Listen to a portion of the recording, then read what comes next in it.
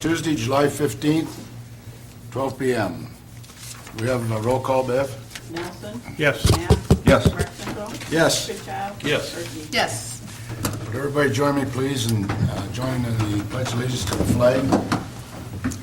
I pledge allegiance to the flag of the United States of America and to the republic for which it stands, one nation, under God, indivisible, with liberty and justice for all. Thank you. Motion to approve agenda? Second. Motion made and second to approve the agenda today. All those in favor say aye. Aye. Opposed? Motion carried. First thing on the item is our general discussion. And first of all, I want to welcome everybody to the chamber here for our council meeting. Bennett from the Mars Daily Sentinel, and particularly you people that are watching over television. First thing we have is a general discussion. And the way we handle our general discussion, we ask you to stand up to the podium, state your name and address, and if you have concerns or if you have compliments about the city or anything like that, we'd appreciate it. The council members cannot make any decisions on the general discussion portion of the meeting, but they're always willing to sit and listen. So first one I have on here is North Green Estates. Ron, are you representing that? North Greenview Estates. Good afternoon. My name's Ron Knipe from Mars, and I think probably everybody knows where North Greenview Estates is. And my first concern is, I guess the only concern is my taxation on the lots I have out there. Everybody knows the new law and the hard work. I want to compliment everybody, Scott, and everybody who got the law to go through for lots that are not developed is now a 10-year program, which unfortunately mine fell through the loops some way and form because I started in 2005.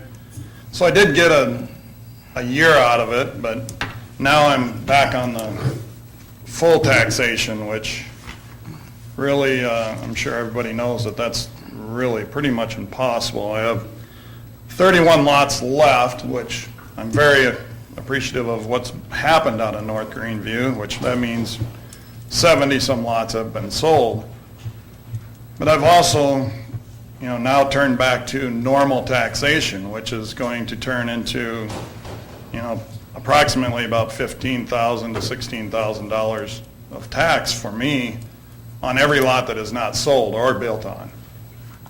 So, we had talked, I think you probably remember in the past, before the law got changed, about a rebate program because it was just something that was really eating up the lots. I literally was given a lot a year back to the city in taxes, and I think you can all go look, and to the day I've paid over $100,000 in property taxes just on North Greenview.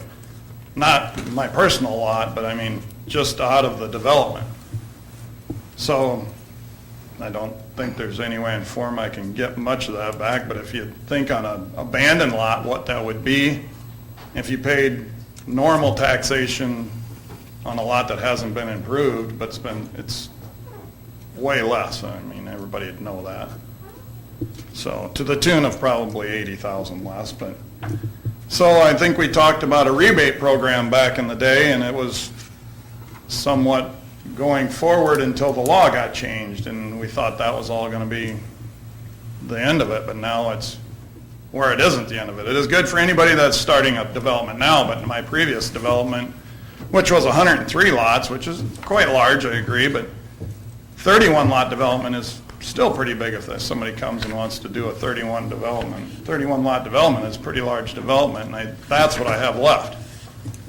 So my concern is, or my hope is, that we can, between the city, the county, and the school board, that we can do some kind of a rebate program, because there's really no way to change it other than, they'd have to adopt a contract between the city and the county, and that just didn't seem like it was going to work out. We kind of approached Bob about it a little bit, and that didn't seem to work, and he suggested that maybe a rebate program, and I know the last time we talked, the school was on board, as long as the city was on board, so I would have to go to them again, but that is my, I guess, concern or hopes between North Greenview, or I'm going to be almost forced to deplat it, which I can, and then replat it to get back in the thing, but that's a ton of legal work, extra work. I mean, that will definitely take property off the market for a while, and, you know, it's going to be a pain for the people who live out there, because I think I have to notify everybody in a certain area and let them know they're deplatting and then to replat, and, I mean, it just seems like it's going to be a real long process, but if it has to, I'm almost going to have to do that, because like I've said, I've paid probably $90,000 in property taxes over and beyond what I would have had to pay if the law was, and I understand that the law was the law, and I took that, but, so that's my concern, I guess. I don't know if anybody's got any questions or anything that. Anybody have any questions for Ron in regard to the situation? Scott? Couple comments. Between Joe and I and others, we've looked into this some, and it is possible to vacate plats, subdivision plats. So that is a legal process by which Ron and his attorney and et cetera could do, is to essentially nullify the plat such that it would go back to rural or ag, and they're subsequently getting assessed rural or ag. So it's kind of like turning the clock back. A few complications regarding that is not only the length of time, it's probably going to be expensive. The notification of everybody within that subdivision is a must, apparently. And then there's really no guarantee that the assessor will necessarily pick it up, because it's a different set of circumstances today than it was prior to the original platting. Certainly prior to a number of homes, and I think Ron just quoted 72 of the lots have been built on. And then we've got the complication that you can't really just do a section and vacate the entire area, because the roadways are in fact needed for ingress and egress of the rest of the people that are in there. So there are complications with it. It is true that before we solicited the Iowa legislature to change the Iowa code, we talked about a number of options, and one of which was a economic development rebate, and that's really home rule on that. You can do it at your discretion. So we did talk about it, and I believe Ron and others went down to the school board, and they did state what Ron said, that if the city felt that that was the only means of relief, the school district would probably follow suit. I do agree with Ron that if we do that option, then certainly he would have to go back to the school board and get that re-ratified. I don't see any other relief that we can do, even if we get creative here. I don't see any other relief that we can offer Ron as the subdivider of those 31 lots. I think that's the only thing that's going to be on the table, quite frankly. Scott, if we come up with some sort of a rebate program, what kind of potential do we have for other subdividers that may be in the same situation, or could be in the same situation? In other words, don't fall under the new legislation. Well, Joe can chime in here. My sentiment on it would be that if there is an economic development incentive, you're going to have to ear tag that to a certain set of criteria, and whoever meets that criteria, then it would be offered. So we treat people similar. Okay. But Ron is the only one that's fallen in this gap, is that correct? Because virtually all the other lots in town prior to him have either been sold or started up since him. So no one else would really fall into this special possibility. Is there anything south of 18th Street? I don't think so. We might have one or two, like in Old Tompkins or something like that, and a couple of those smaller ones with the ones and ones all over. We talked at that one time, there was 18 or 20 lots in 20 different subdivisions all over town. Yeah. And they would have hit those same kind of criteria. Prior to this meeting, we didn't do an exhaustive search of that question. In other words, looking at each and every one of those locations, who has lots available, and when was it platted? Certainly was it platted prior to the new legislation, which the governor signed that in the summer of 2012, and it became effective thereafter. The legislature, that's one thing they could not get enough support statewide on that new legislation, is that if it was made to be retroactive back to a certain date, and we tried that. Chuck Soderberg was really the person that helped us spearhead that, and he couldn't get enough vote to make anything retroactive. And it kind of made sense because, as you all know, you have to certify your budget by March 15th of each year. So once you certify it, you're really locking in whatever assessed value was on the books on January 1st of the year prior. And so by making something retroactive, you really would affect every one of the budgets in potentially 950 cities. Not to mention probably even the counties, the 99 counties. So there just wasn't enough support. So they made it law in 2012, and it went forward. Ron subdivision is one example for sure, since it was platted in 2005, that fell in the crack. And he got only partial benefit.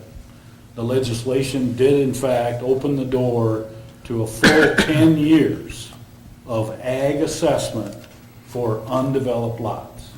I mean, that's the simple version of that law. And so other developers are afforded that opportunity. You can't, because we can't go back. And again, I think the only way to give relief here, if you wanted to, it's a discussion item because Mike Murphy on his behalf has agreed to draft in the incentive on behalf of this, but only if you guys think that we can massage some language that would be in keeping with your wishes. Now, when the legislature changed it, was it from 3 or 5 years that they had prior to that, up to the 10? Prior to the new legislation, they had 3, 3. and it went to 5 with the supplemental option of the city allowing an additional 5. Okay. And we said yes to that, so now we're allowing 10. Not every jurisdiction across the state of Iowa has to do that. That was an option. And our current tax revenues are based on the relief he's presently receiving. So I mean, it wouldn't be a loss in property tax dollars coming in if we would come up with some sort of a rebate program. It basically This would be- fall, he's still on the smaller amount, right? For your yeah, September, March, you're still on the Right. one relief. Right, I'm We're just talking wondering- about the next year is when Right. you would kick up to the higher, because that's why you got the new assessments that are higher.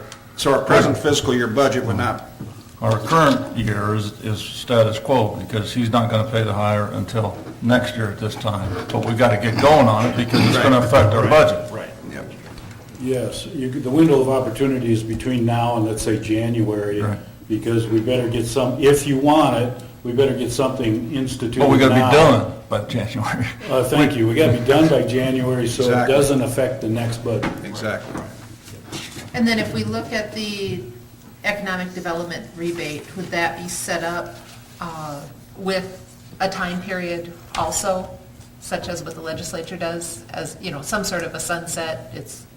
The rebate is good for 3 years or 5 years, or something to try and fill that gap without having it be a never-ending deal. I agree as stated, and I would recommend that you simulate, since we're trying to fill a gap, that you simulate what the legislature tried to do, even though that created these gaps. So it would affect everybody perhaps differently in the sense of the length of time, because those that platted in 2006 is going to be different than 2005, and it's going to be different in any year. And so make it such that no subdivider would be given more than the 10-year cap that the legislature did. Of the overall rebate. Yeah, so if that meant that Ron's gotten 3, he gets 7. If XYZ has gotten 5, they would get 5. But everybody would be equalized at 10, Yeah. 10 total years. That I could see. Yeah. You know, I don't like things that go on forever without any sunset. If we do it this way, I want everybody to realize, especially those listening in, that if we do it with a rebate, then every taxing jurisdiction would have to do it as well on their own accord. Otherwise, it doesn't get done for their taxes. It's their So the choice. city, on a rebate, the city can only rebate our portion. Correct. The school district would rebate their portion. The county rebate their portion. And to the extent that those jurisdictions don't agree, then it doesn't get done. But I think to take it back to the housing committee and staff, and let's at least work through it and see where we can go with it. And let's see what kind of wording Mr. Murphy can come up with. Yeah. And then you're planning to talk to the school board too at some point when they, Yeah, I would like to talk to them only in the fashion that there's some kind of, yeah, some kind of a forward from you guys, and that's what they said the last time. I have a letter that they said as long as the city was for it and rolling forward, they were gonna abide by whatever the city agreed to. And then the county also. Right. And like Scott said, if some reason the county would come and say they didn't want to be part of it, well then, I guess that's their choice, or the school, or I guess any of them. But I don't think the school will do anything unless the city's on board, of course. Scott, did I understand you say, though, it's either like all or none? Everybody has to be on board? or- no, Each I one was just rebates gonna clarify each that. piece of tax. Each taxing jurisdiction could decide it pro or con. Okay. And those that say con doesn't negate it for the rest of us. So we can individually do it. And the split, I guess I haven't looked recently, but it used to be 43% city, 43% school, somewhere in the 12 or 13% for the county, and the balance of the percentage went to the area school. So that'd be wet.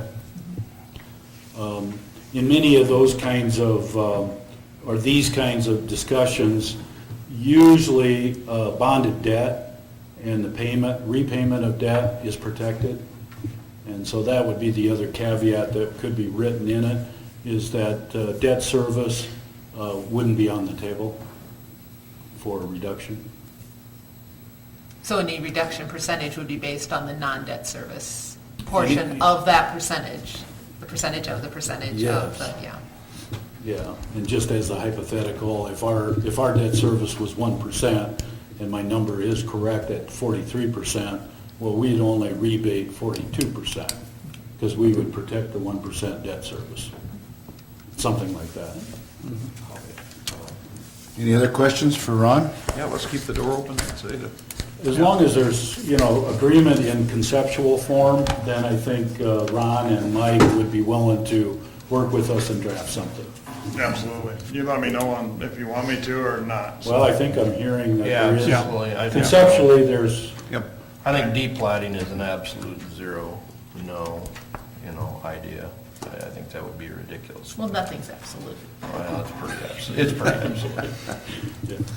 Okay, all right? thanks a lot, Ron. And thanks again, Scott, and whoever helped with that law, because that is a huge law, and, not as a first-time developer, but going forward, I think many Iowans are very appreciative of that. That was very big. I appreciate your time. I can say this along that line, that the ones within the 5-year, there's a lot of them coming in.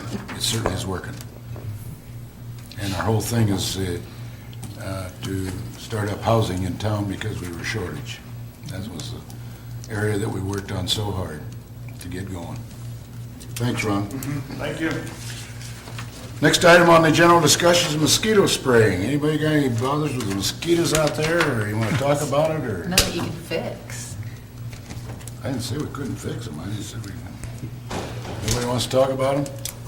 Okay, oh, excuse me, go ahead. I was just going to say, we probably still have equipment, but not product. Maybe that came out last time. I, for one, would recommend against overall community-based spraying. It just doesn't work. It does not work. They have too short of a life cycle. Yep. The amount of spray that you would have to do and the frequency by which you would have to do it would be astronomical in order to do some margin of control. It just isn't worth it. This city did it pre-1993. There was a huge debate in 1993, and we decided then to discontinue it because it didn't work. And I haven't seen any evidence from any jurisdiction since that date that it somehow mystically has changed. So I just really think that's an individual control problem, individual by individual. We had an Eagle Scout put up bat houses out at the golf course. That's going to help just as much as anything, I think. Okay. Well, anyway, along with that line, from what I've heard anyway or seen, is the fact that on this hand over here, it's a non-win situation for our city, or our people that decide on it. On this hand over here, they want to spray it. On this hand over here, we got people that don't want to spray it. I mean, we've had complaints on both sides. And it's just I mean, what do you do? We're sitting right in the middle of it, so. Okay, thanks, Scott. Citizens, anybody, got anything along that line? If not, thumbs up a word, John? Nothing, Your Honor. Clark? Nothing, sir? Delana? Nothing today? Rex? Just to comment on the city crews and the work they did on the trail. I know a lot of people have been discouraged during the summer, but this last week they did get the grading done, and most of the water now will drain off the trail. They went through it with a brush and brushed it all down, so hats off to them. I know it's been a thankless job, but the trail, for those that are listening, is pretty good shape all the way through now, so. That's what I heard, Ken. I know, apparently, I think I wasn't involved in it, but apparently we had a large bicycle group in town last Yeah, weekend. yeah. And I know several of the bicyclists wanted to know if we couldn't, particularly underneath the tunnel out there, to clean that up, and I know that was done. And- Yeah, I've been over the whole trail over the weekend. You've done a good job. Good shape, so. Okay, moving on, consent items. All items listed under consent agenda will be enacted by one motion.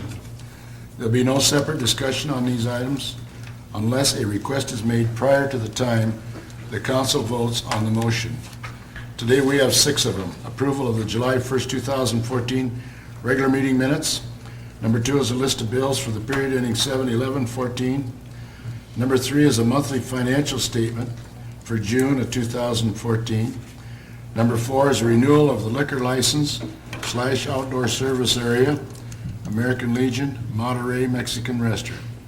Number 5 is the library services.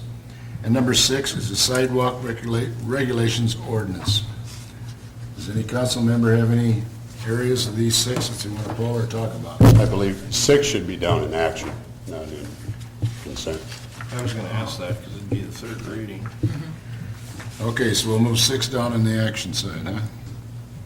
Okay, And then I think there was just a typo on 5, for the table that was on there.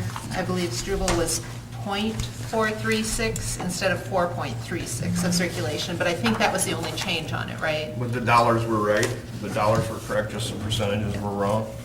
Can we pull just 5 to, I'd just like to ask a couple questions about it. Sure. If we can pull 5. yeah. You bet. And you want to ask the question? Yeah, the question is simply Just what's... make a motion to do 1 through 4 and be done with Second. those. And then we'll go to that. Second. Okay, motion been made and second to consent items of 1 through 4. Could we have a roll call on that, Beth? Don't need a roll Don't need call. one. Don't need one on that. We have a motion on it. We got a motion, now we just need ayes. Motion made second. All those in favor say aye. Aye. Opposed? Motion carried. Now we go to the library. Now we go to Okay, library the only services. thing I wanted to ask on the library was a very similar question to the budget item with Mr. Knight, is that the county has already certified their budget for the, and I'm just wondering, do we want to do this? I'm 100% in favor of the request you're asking for. I'm 100%. But the fact that they already have their budget in place, would we be better off to wait a year? Just a question. You can make a request anytime. We'll be having requests made here today that aren't part of our budget that we've already certified, but Good enough. that doesn't mean you can't ask for Good money. enough, no problem. Well, that's fine, I just wanted to ask, okay. I make a motion supporting the actions taken by the Library Board of Trustees to take the next step in implementing the two-tier system as proposed. Second. Motion made and second, supporting the actions taken by the Library Board of Trustees to take the next step in implementing the two-tier system as proposed. All those in favor say aye. Aye. Opposed? Motion carried. Does that help Kathleen and Sherry, is that You're good. we're working on? Okay. All right, good, the council's good. Okay, What was it, Stu? Just change it to .436. Okay, got it. moving on to action items. C6 first. We're gonna do that sidewalk item, regulations. The ordinance. At the July 1st meeting, the council approved a second reading of an ordinance to specifically address sidewalk liability to the Code of Ordinances. A review of similar Iowa communities showed that sidewalk liability is specifically addressed in their Code of Ordinances. Staff's recommending that a liability section be added to the Lamar's Code of Ordinances. Any questions? Motion approving the third reading of ordinance number 921, adding section 136.18 liability to the Lamar's Code of Ordinances. Second. Motion made and second, approving a third reading of the ordinance number 921, adding section 136.18 liability to the Lamar's Code of Ordinances. Can we have a roll call on that, Bev? Knapp? Yep. Berkey? Yes. Goodchild? No. Rex-Winkel? Yes. Olson? Motion passed. Motion adopting ordinance number 921, adding section 136.18 liability to the Lamar's Code of Ordinances on its third reading. Is there a second? So moved. Motion made and second, adopting ordinance 921, adding section 136.18 liability to the Lamar's Code of Ordinances on its third reading. Could we have a roll call on that, Bev? Knapp? Yep. Berkey? Yes. Goodchild? No. Rex-Winkel? Yes. Olson? Yeah, Motion carried. to make a point of order, I didn't get an opportunity to vote on the first motion. I voted yes, so you didn't call my name.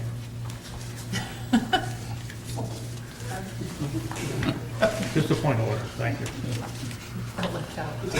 Have we got the book straight here now? So Yes. we're good. First mistake she's made this year. Probably in 25.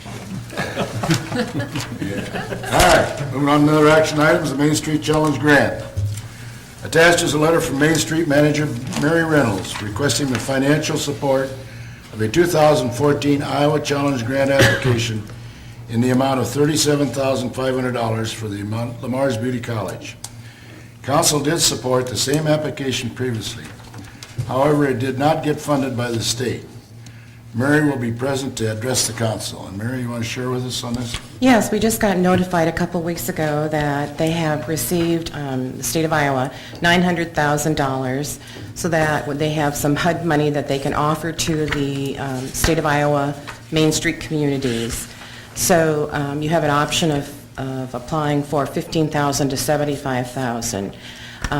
I visited a little bit with Iris and Rich Zitlow. We were the ones who worked on it before, and with Stacy and Todd Anderson, the building owners, and visited with Scott.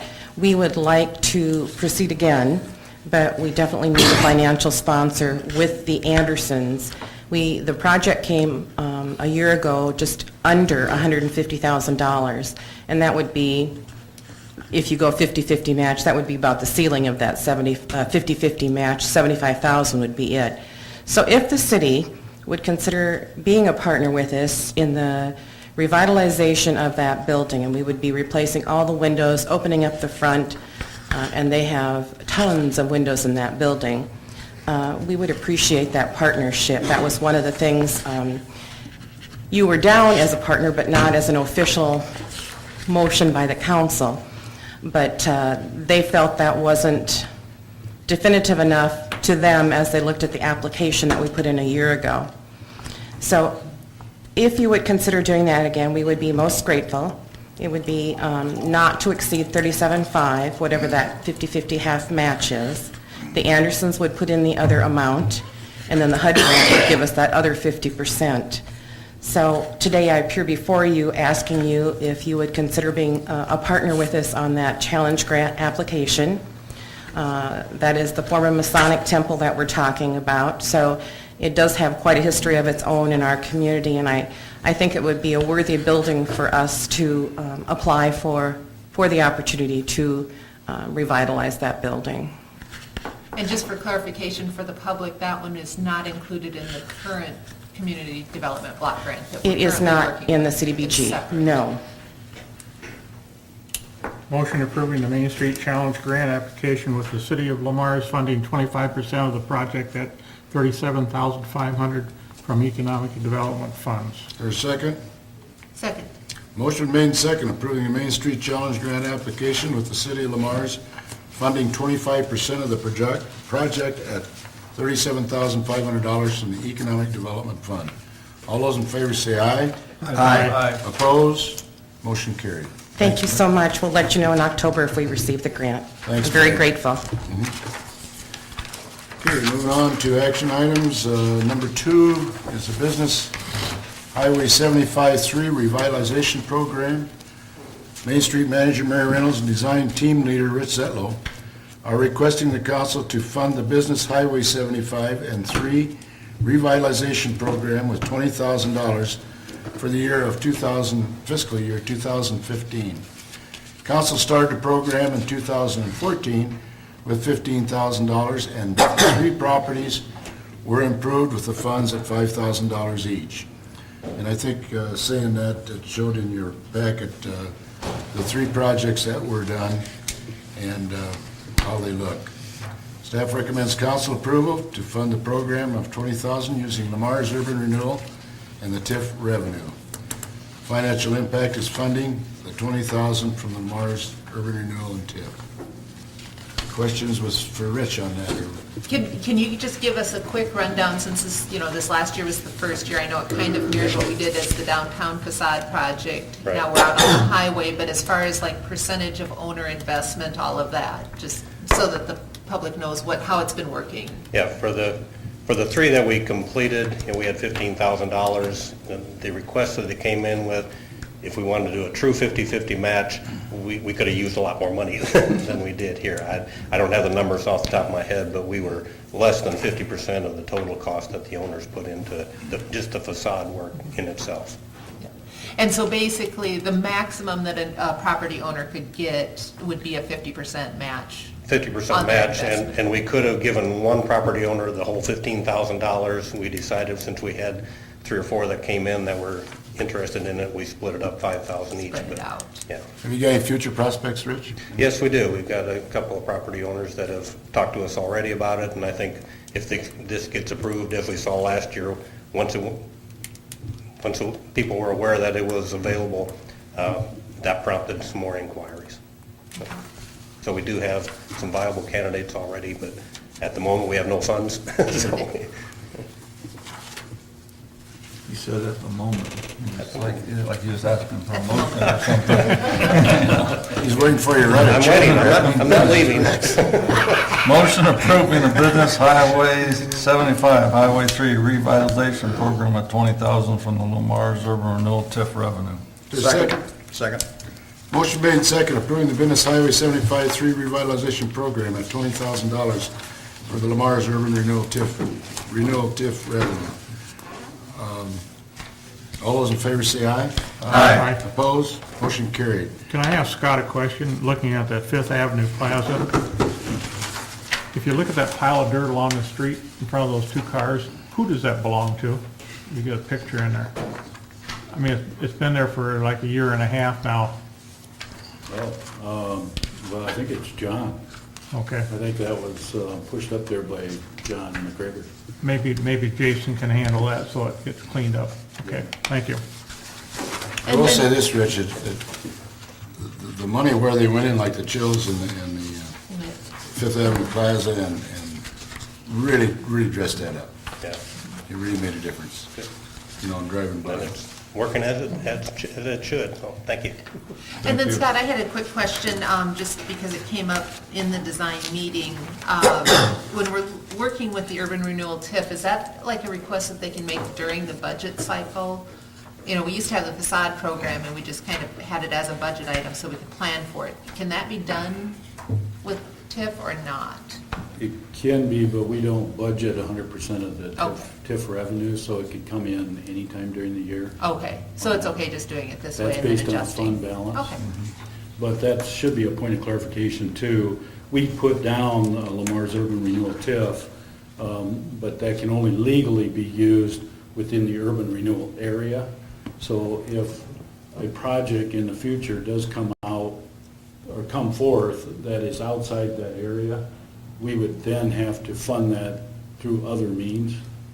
It's unlawful to take the TIF revenue outside the urban renewal area. Where's the north border on that?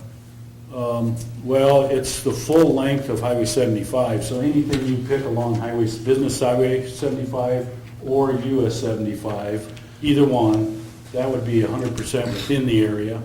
Then starting a half a block east of Bob's Drive-In. From there, the rest of the way on Highway 3 east, all of that would fall outside of. So if you do pick a project there, we'd have to take that perhaps out of the Economic Development Fund. Answer your question, Clark? Okay, moving on to Business 75 reconfiguration. Previously, the council was given the poll results of two intersections along Business 75, one at 18th Street and the other at 24th Street. In the last 4 years, summary of accidents along Business 75 as furnished by the Lamar's Police Department. The city engineer proposed to review the Business 75 route from Iowa 3 west to west of 200th and Key. A sketch of the routine with recommended changes and improvements will be brought back to the council at the meeting to further discussion, and that's where we're at today. So Scott, I'm going to turn it over to you. Laying before you is I did write up some recommendations that I feel are appropriate at this point in time. And I'll go through those. Not a lot to show you. If you can picture Business 75 and US 75 all the way through town, then you really don't need that long map that I put up there. But that was invaluable for me to review the route, specifically along the entire route. And depending on your decision about this location, we would use those drawings to further the design of the different lanes and how the configuration would actually take place. I'm proposing to you and recommending to you that we redesignate the existing 4 lanes of Highway 75. Now, I'm going to just use 75. That includes both business as well as US. And the distinction occurs at Highway 3, by the way. We have full control from Highway 3 south, so directly above Joe's Head at that intersection, all the way to the left as you're looking at it. That little small piece going up towards the ceiling is the only piece that would be US, and the DOT still controls that. DOT controls the center traffic lanes.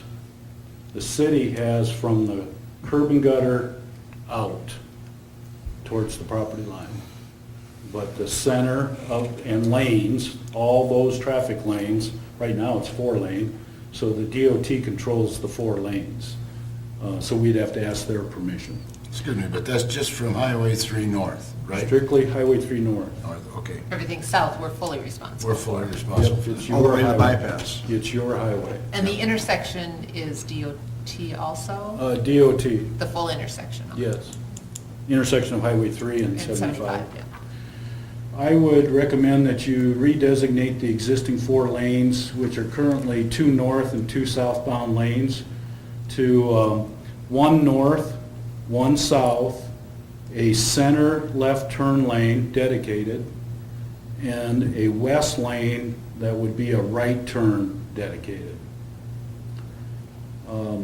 So we can go through those in a little more detail if you'd like, but essentially making no physical, by physical there I mean additional concrete or paving.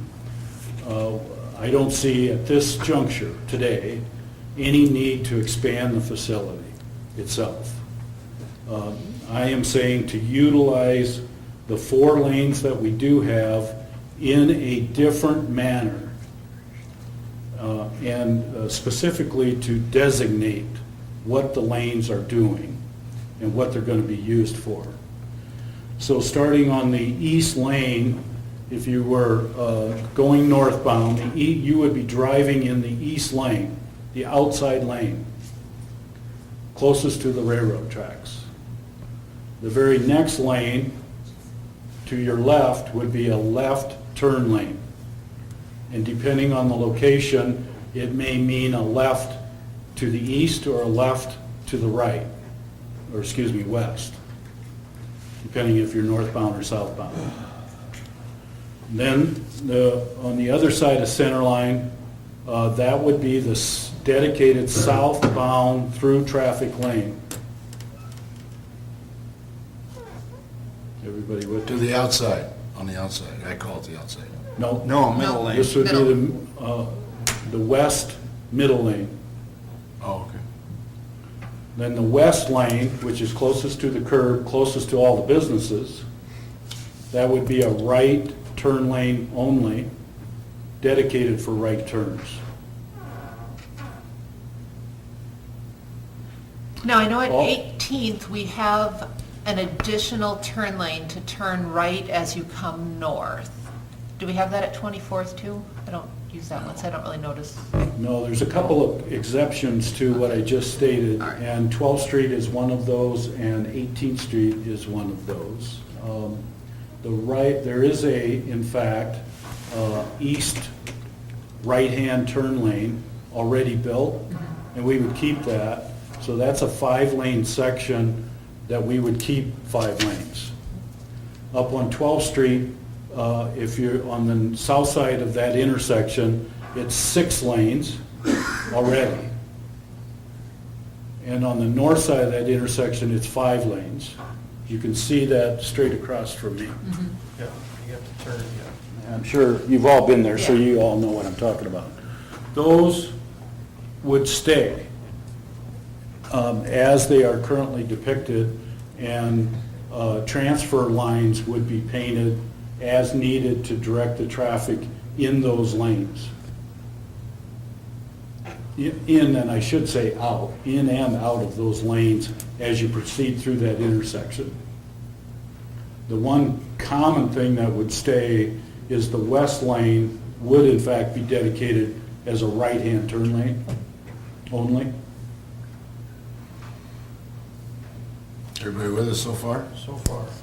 All of this recommendation can be done with pavement markings, meaning paint, or, and I should say and/or, roadside post-mounted signs.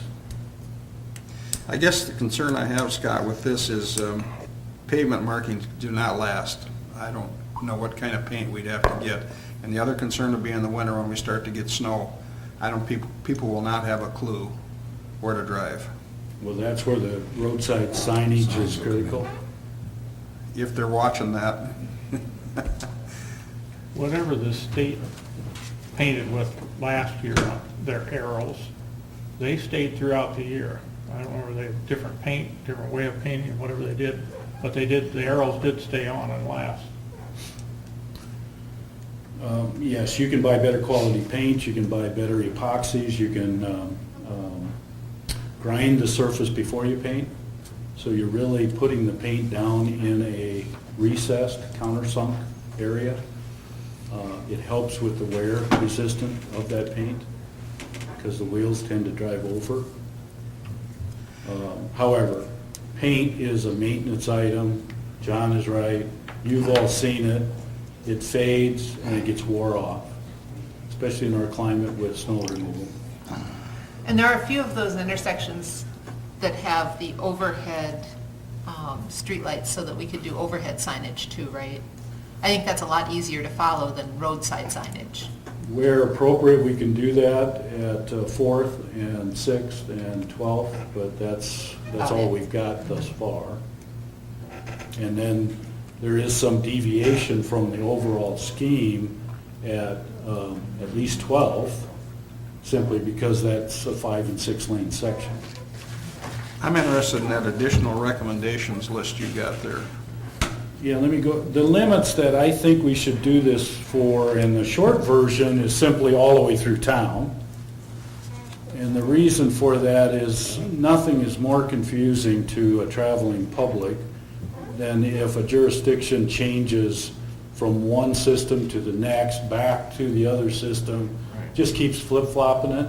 You really don't want to do that because you confuse the driver. And so whatever we pick here, we should be uniform all the way through.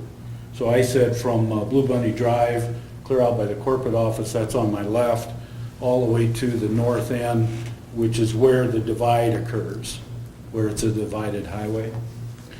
The additional recommendations, from Highway 3 north, we can't do it, as we already mentioned, so we'd have to contact the DOT, and we'd have to negotiate with them to make a change. As I mentioned, all 4 lanes, there's 2 north, 2 south. DOT is the only one that can change that.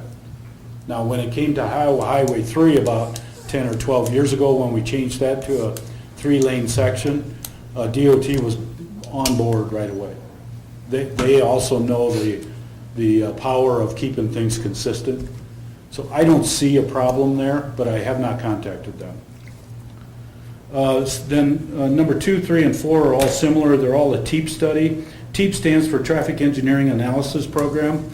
And what that is the DOT will allow up to 100 hours of a traffic engineer hired by the state, 100% at their cost, with no match required, to study either spot locations or segment locations. And I'm suggesting to you that we apply to the DOT for 3 TEAP studies at those 3 intersections: Iowa Highway 3 at 75, 4th Street South, and Business 75, 6th Street South, and Business 75.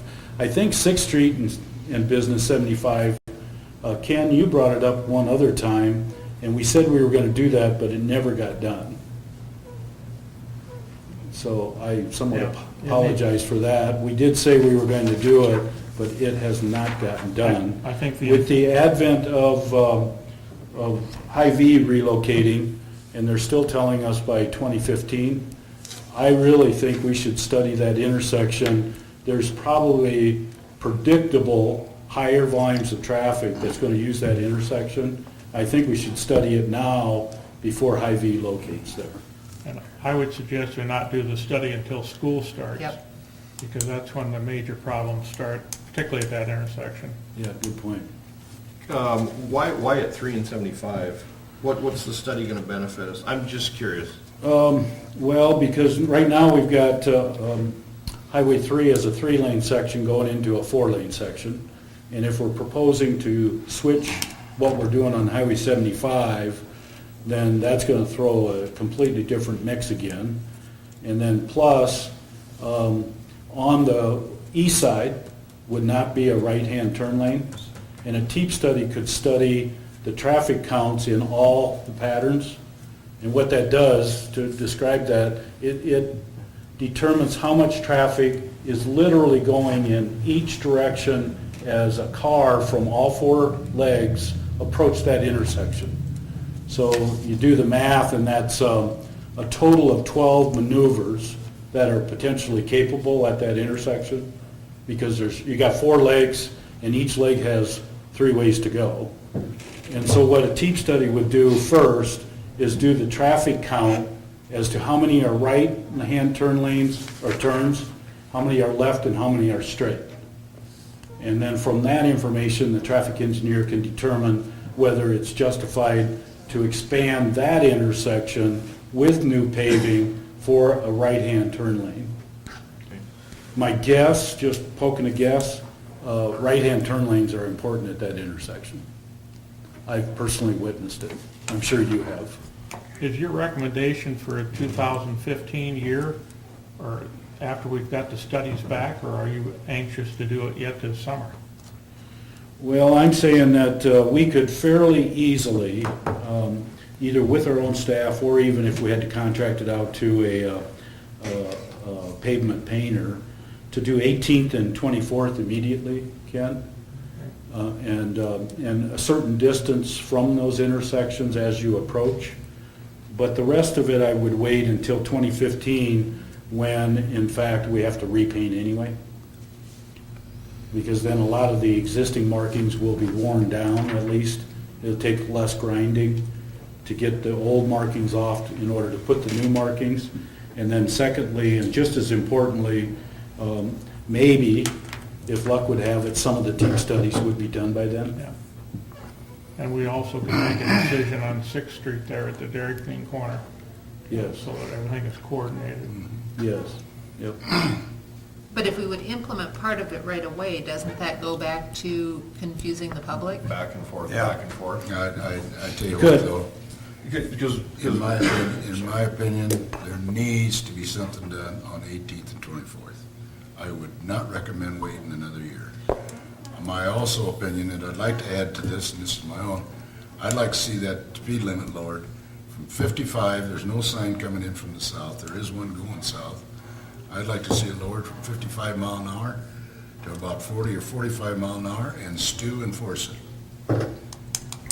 The speed limit change we could do down to 45 without confusing anybody about where they're Exactly. supposed to be I driving. agree. I would totally agree. And while you do the TEEP studies, then that gives us a chance to see, because that was one of Stu's major recommendations, am I correct? With, get that speed limit down a little bit so that way people can see what they're supposed to be doing and are paying more attention to what's going on around them, they have more time to react.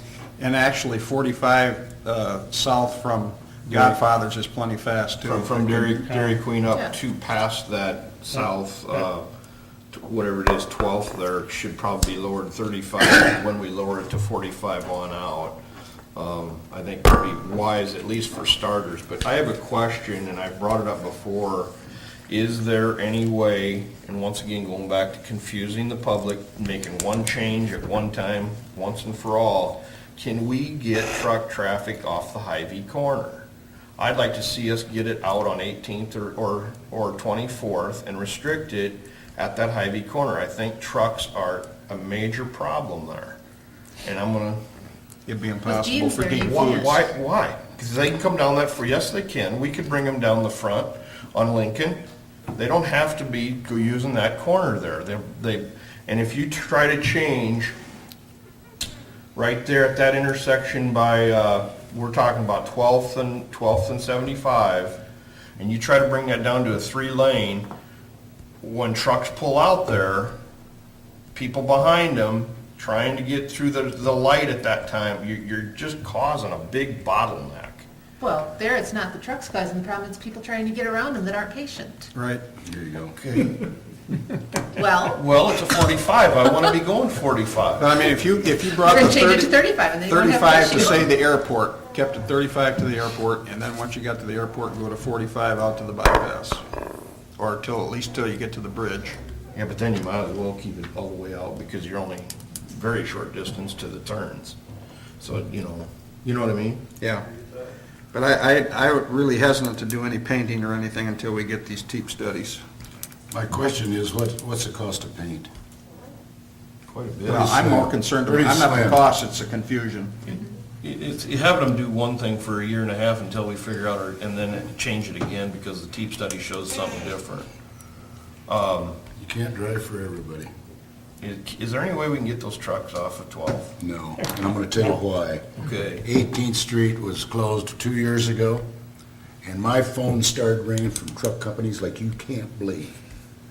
18th was closed, yeah. Now, wait a minute, because I wanted to go down to 24th. They said bullshit. And that was it. Literally. So we don't even want to, I don't want to mess with those truck drivers. All right. All right, well, but all I was saying was if Hy-Vee's moving and it opens that whole area up more, and we know the traffic's gonna be worse there even than it is now, I'd like to look into how we could divert them to the farther south entrances onto 75, where it's more open, more visible, nowhere near the the public traffic. I just think it's a cluster in there. Clark, it's a cluster, yes, but it's a whole lot safer than using 18th or 24th.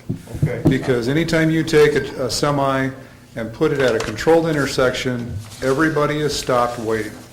At 18th and 24th, you've got people moving at speed.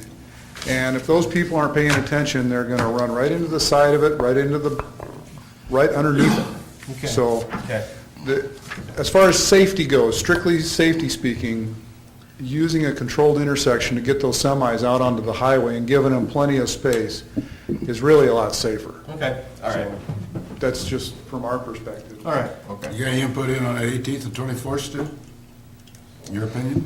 I like the idea of reducing the speed limit. Scott's idea for lane changes, I think, is real interesting. I just talked to him about it this morning. I really like the way Highway 3 is laid out.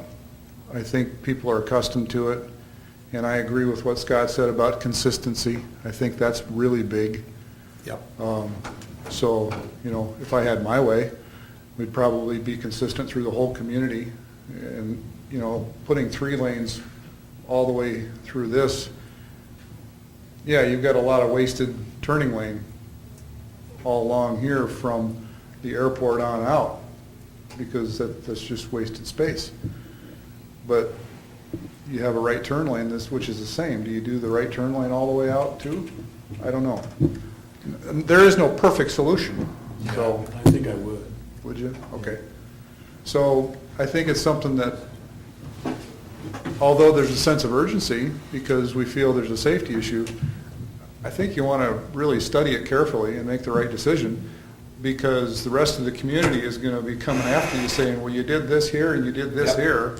What are you doing to I'm us? just so concerned about confusion that, Yeah, and we've got a lot of intersections that are controlled, 6th and 12th specifically, that are kind of their own little beast, okay, and then how do you tailor-make a lane change around all of that?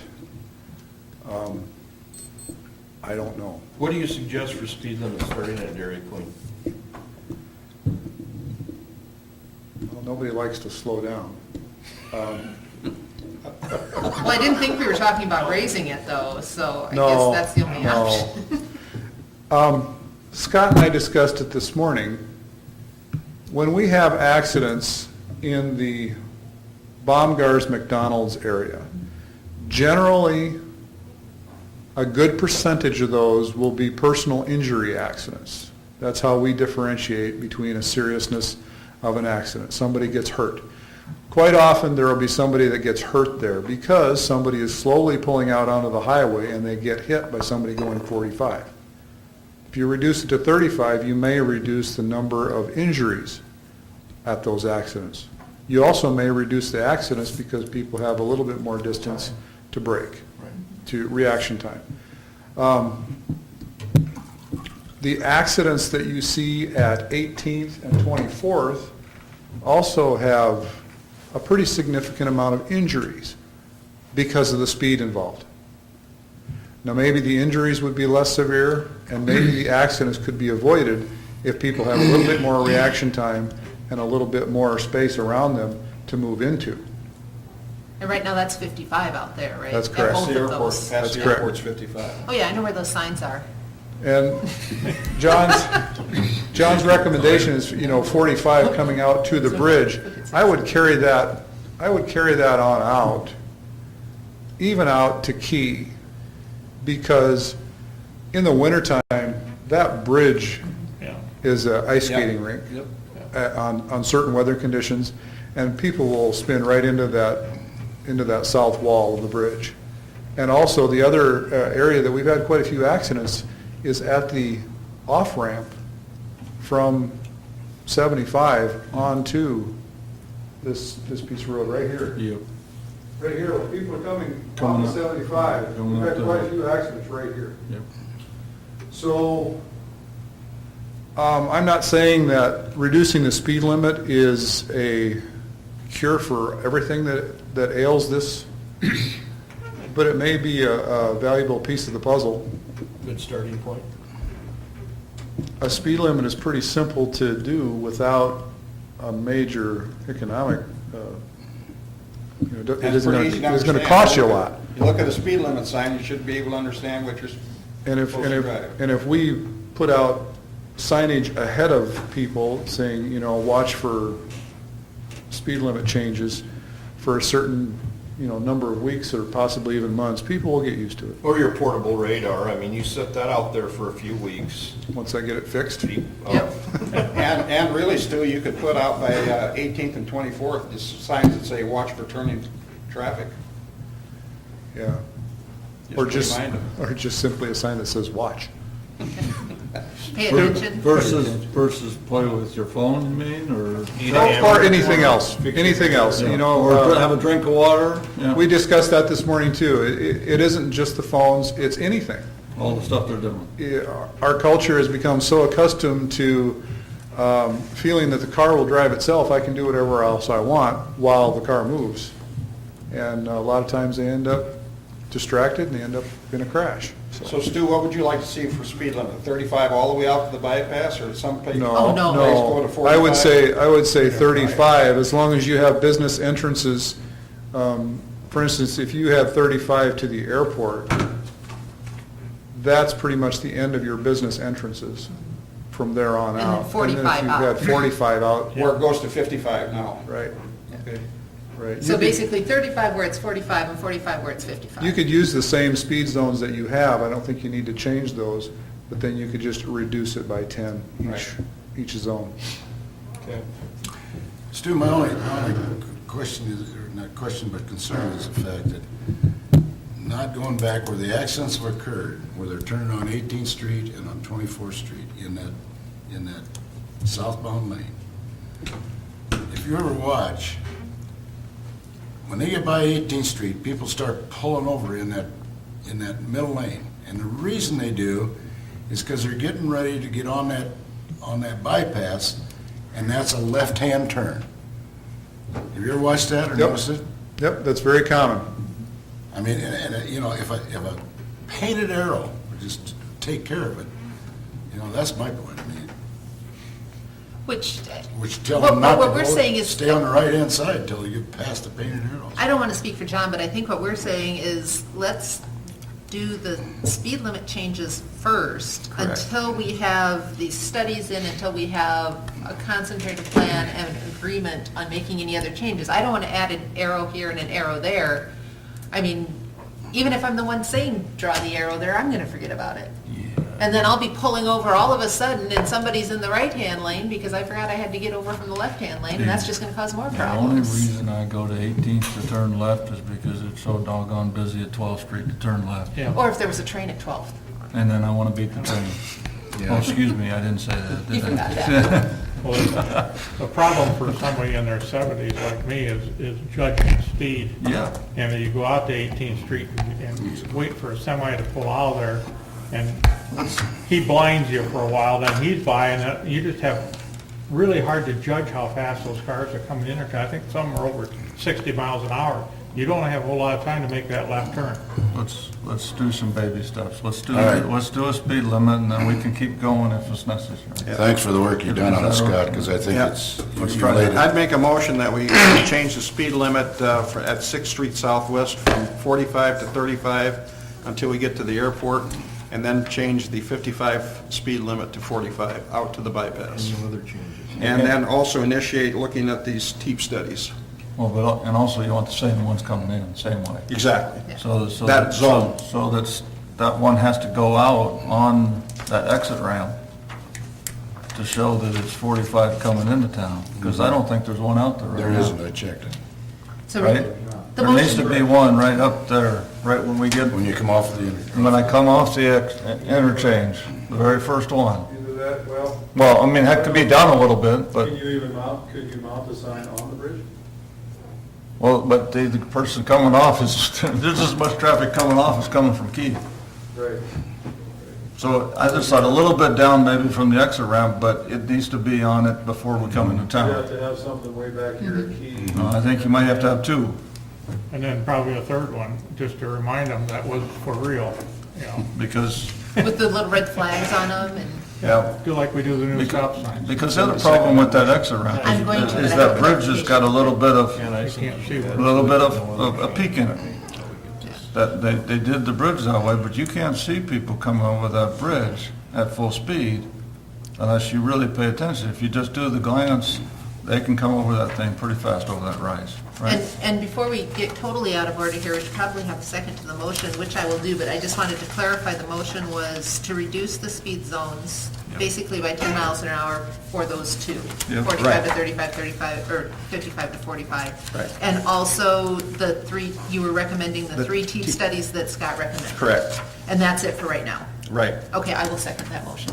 motion made and second to reduce the speed zones from the 35 to, from the 45 to 35, and from the 55 to the 45, and the 45 to the 35, and proceed with the, what was that? Teach studies. Teach studies that has been laid out. All those in favor say aye. Aye. Opposed? Motion carried. Your Honor, I also would like to look at the possibility, too, of putting, just watch for turning traffic, maybe on 24th and 18th, just to alert people that there's intersections coming where you may want to be aware of potential for somebody pulling out in front of you, or somebody turning ahead of you. What are there for those, I see them in different communities. I think they have a little solar panel with, lights around, the standard diamond-shaped warning sign, but then it's got the lights around. I don't know what cost is or anything, but. I don't have a clue what they cost either, but I've seen the same ones, and they really get your attention. Well, yeah, you spend the, when you're about 4 football fields away trying to figure out what in the heck's coming up. So at least you're paying attention to it. Minnesota uses a lot of those. Okay. Yes. Okay, moving on. This time, we got a discussion. John? Nothing. Clark? Scott, curiosity, what is the overall plan on lead? They're working on lead. I mean, is that going to be topped, or are they taking the centers of the bad spots out and then it'll be done, or, I'm just curious, what? About 12 years ago or so, a piece right at the top of the hill had been taken out from about 5.5 feet from the back of curb both ways, and took all the center part out. That has been mud jacked from 4th up to that repair, oh boy, conservatively, maybe 3 times. And it isn't working, plus then it busted it all up. So we're taking out the center piece from about 5.5 to 6 feet from the back of curb, south side and north side. So we saw cut it, and the whole center piece will be taken out, put back with Portland cement concrete.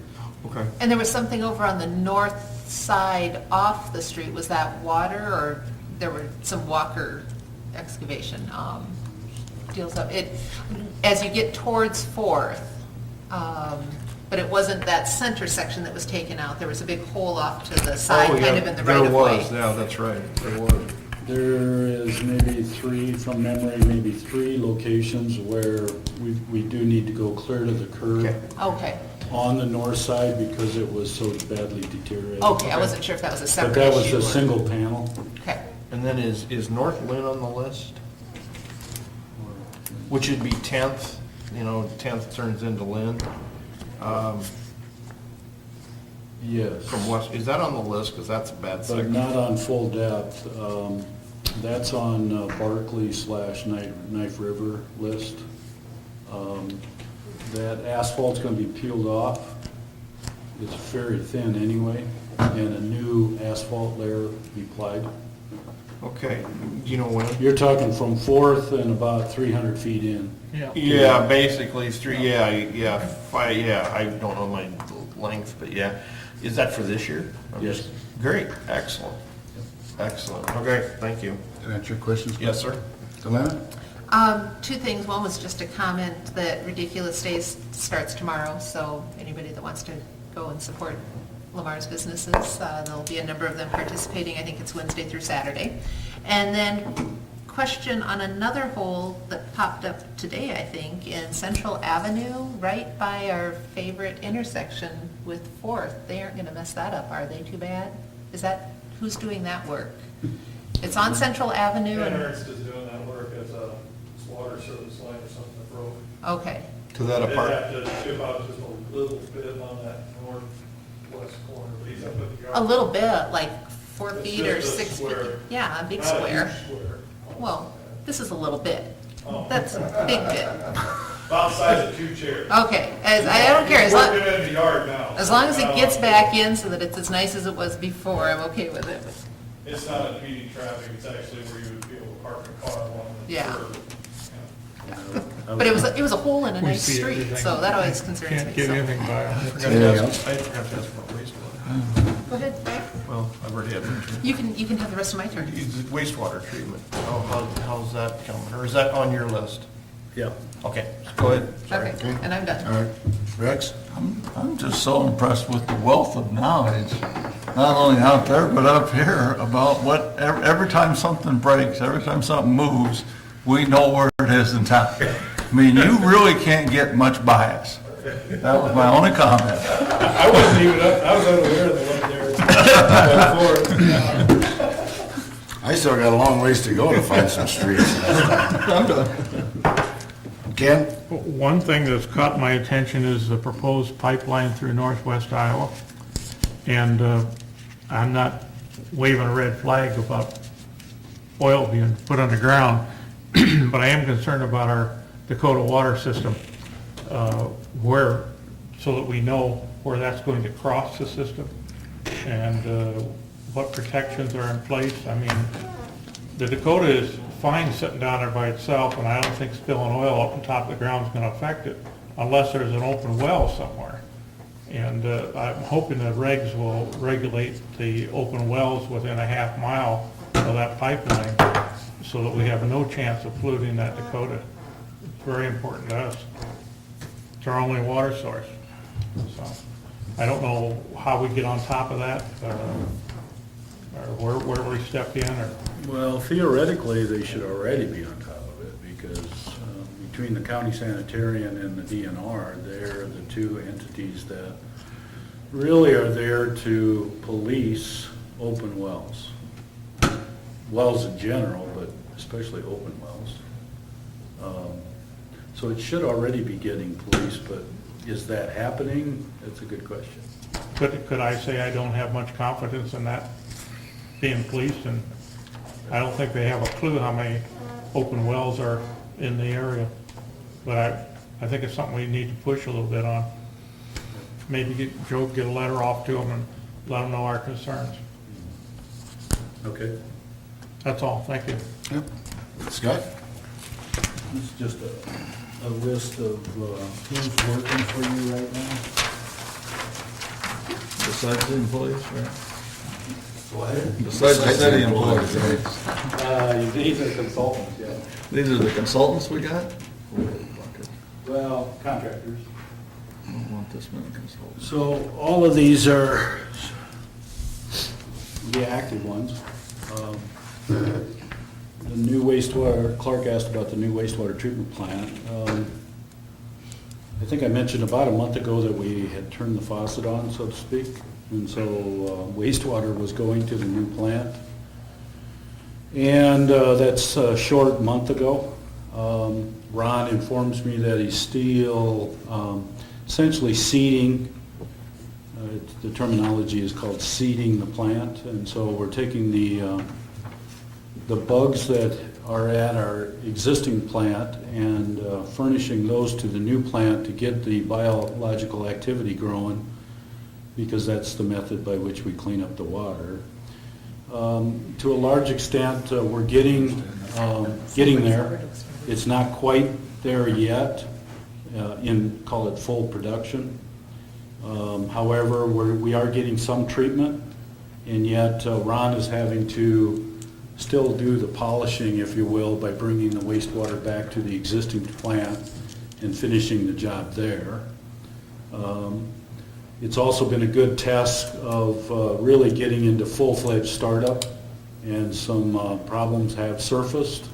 The contractor's been good and working with us, so no complaints there, but we had to have them fix some things, and so that's proceeding. We're still not using the waste-activated lagoon for the new treatment plant. There was some minor piping that needed to be modified and changed, but most of the rehab to the old 6 million gallon reservoir was accomplished, and we're on the verge of turning that into waste-activated sludge storage, but it's not quite there. So that's another glitch in the new treatment plant. The new treatment plant will use the old lagoon. The old treatment plant will use the new lagoon. I think we've stated that before. The difference being almost double in size, 11 million versus 6 million. So we got a total storage capacity now of 17 million gallons of biosolids when we get into full operation. So things are going pretty well. All the leaks have been fixed that we know of. And so as far as the pipeline going out, the force main going out, coming back, all the circulation systems, that includes a pump station and splitter structure at the existing treatment plant, as well as the fairly major one at Dean Foods. All those have been operating pretty decently without hiccup. So that's good. It would appear that the combined treatment capability of the two plants are handling the wastewater that we have coming at us. So with patience and time and a few, fixing little hiccups here and there, I think we're there.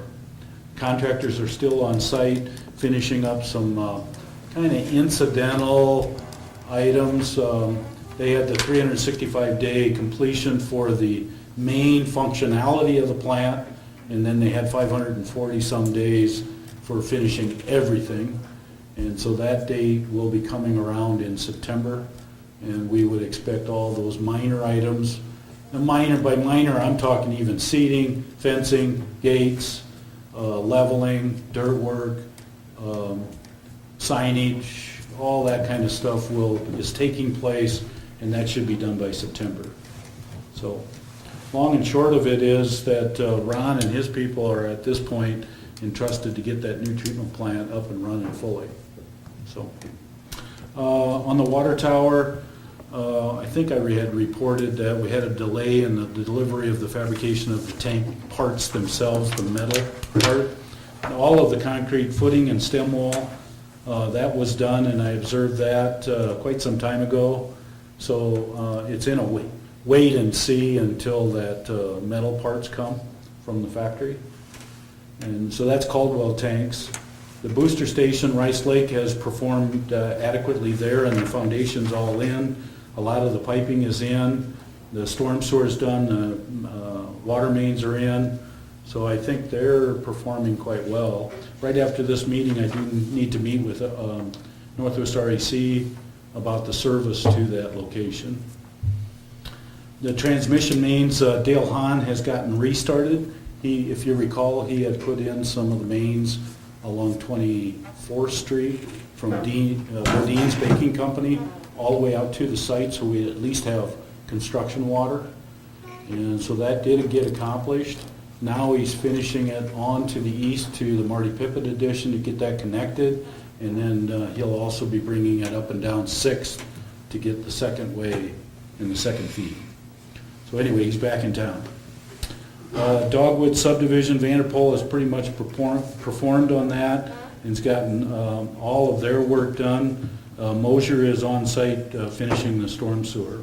After the storm sewer, Mosier will merge right into the sanitary sewer system.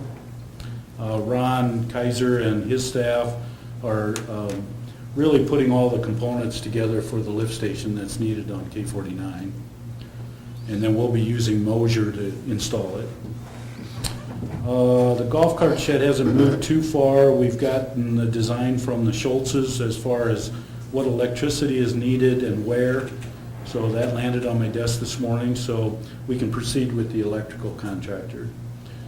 I put an all on Sitzman and Welchen because there's a multitude of contractors on both of those projects, and I didn't want to list all of them.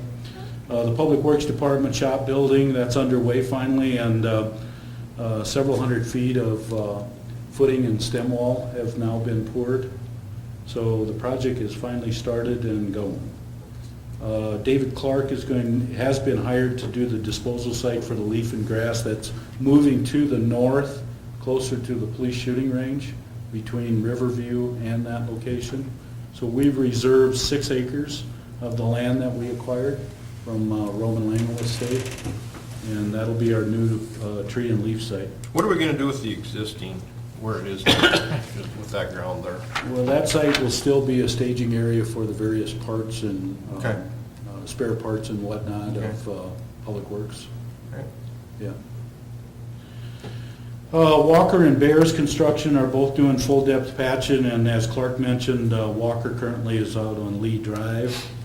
Partial depth, as I mentioned, will be done by Barkley and Knife River, and that'll simply get divided up amongst the 2 of those firms. I've gotten bids from both. Teresa Neal, you probably have seen her around. Seal with Neal has been sealing Business 75. I don't know exactly where they're at. I haven't been out there. Got 1 lane, 3/4 of 1 lane left. Okay. And from there, she has a list of probably 8 other roadways internal to the city to reseal. So she'll be in town for a while. Does First Street Southwest, is that on that list? Because that one consistently every year is full of weeds growing into cracks, and I know that's for the fire department coming down there. There's a lot of traffic on that street, but it seems to be deteriorating also. Yeah, I believe it is, Ken. Just one moment. The pavement doctor's been in town, not to the liking of everyone. I was going to say, the pavement doctor, that's the one that uses the little gravel rock over. Yeah, he's spraying, we've used that now, this is the 3rd or 4th consecutive year that we've used them. They're from Fort Dodge. It's a means to kind of spread the cost of the cold mix. The cold Isn't there mix some is- sort of like a biodegradable tape or paper or something that they could put over it that would help to seal it in these lower trafficked areas? Well, I've asked Steve to ask that Brian, he's the owner, proprietor, to not apply as much emulsion. And whether maybe that message didn't get fully across, I'm not sure. He can over-apply it, and if he over-applies it, it takes longer to set and cure. And when that happens, a few vehicles drive on top of it, and Lord forbid, we don't want that mess that we had in 96, right? I'm not seeing any tracking at all in front of the shop or coming into the parking lot or anything. They're getting enough of that limestone on the top to finish it, so. Yeah, I think the issues are in the lower trafficked areas, like on the residential streets. Are they down around like 9th or 10th Southwest, somewhere down there? Yeah. Did you mention First Street North or First Street South? First Street Southwest. No, that wasn't on the list. First Street North is, a couple of different sections of First Street North. To give you an idea, it's Business 75, 4th Avenue East, First Street North, 2nd Avenue East, 3rd Avenue East, 2nd Street South, 12th Street South, 1st Street North, 6th Avenue East, and 1 block stretch of Plymouth. Take a look at First Street and see. I think it'd be good to catch it now before the street gets worse. Yeah, we can. And then, let's see, PCI has finally mobilized with their crane and some of their equipment on the Highway 3 rec trail. And Screen Builders have accomplished the canopy. By accomplishing that canopy, that was damaged and removed really by the flood. that'll release about 72,000 of FEMA money. So I just signed the form for Bev this morning to get those funds. Scott, on the rec trail, what are they doing by the Parkview Terrace? Why'd they cut that down? I'm just curious, why'd they cut that down? That's the design that DGR came up with. What are we gonna do with the dirt to hold the dirt back off the trail? All right, build a wall there, or No, that'll be sloped.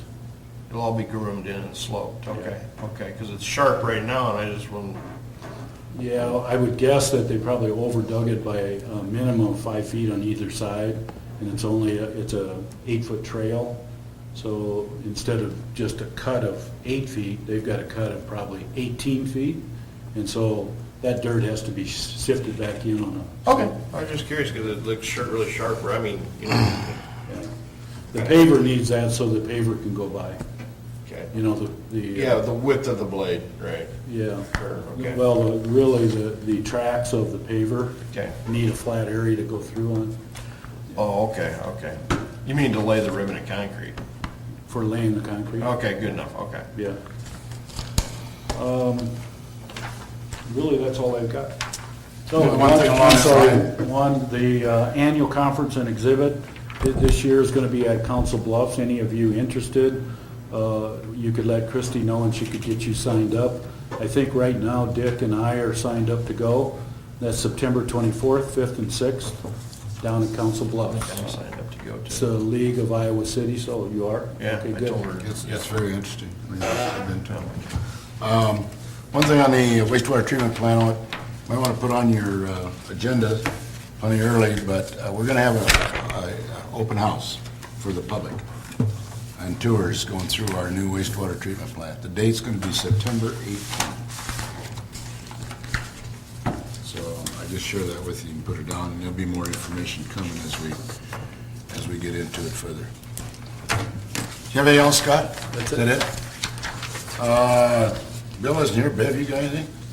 Okay, I didn't want to overlook you. Jason, you got anything? Okay. This time, we're ending our council meeting. We will be going into closed session.